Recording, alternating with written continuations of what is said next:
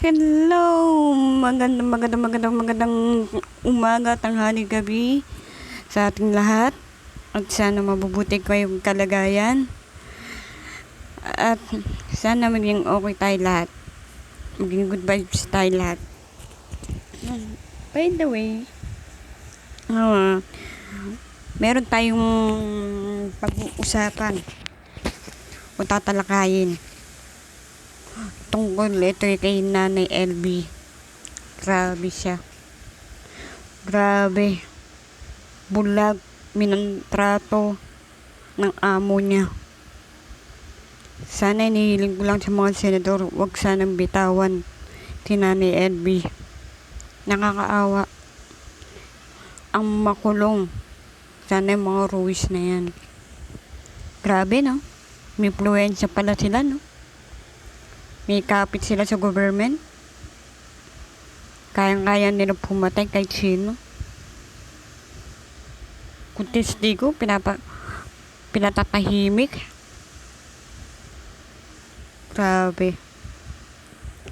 Itong mga ruwis na ito, nakakaranas din kayo ng naging dyan sa mga kulungan na yan.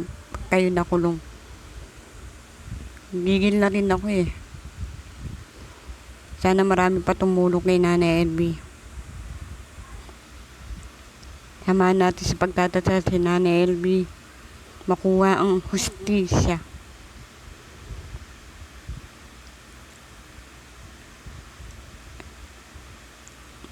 Sana lumabas na rin yung mga testigo ni Nanay LB. Nakakawa lang talaga. Bumitaw na nga yung attorney ni Nanay LB. Buti nga si Senator Tolentino gumabay kay Nanay LB saka si Jinggoy. Kaya saludo ko kay Jinggoy. Hawak niya talaga ang kasambahay.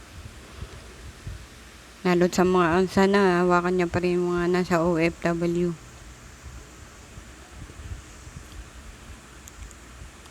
Sana ito lang masasabi ko sa mga ruwis. Makukulong talaga kayo habang buhay. Kamatayan na. At sana pati mga anak niya mabulitin sila. At maranasan nila yung ginagawa nila sa kapwa nila. Kung mabuti sana nanay yan, hindi magkaganyan ng pamilya niya. Hindi ilalagay sa kapahamakan. Wala eh. Demonyo. Demonyo yung ruwis na yan.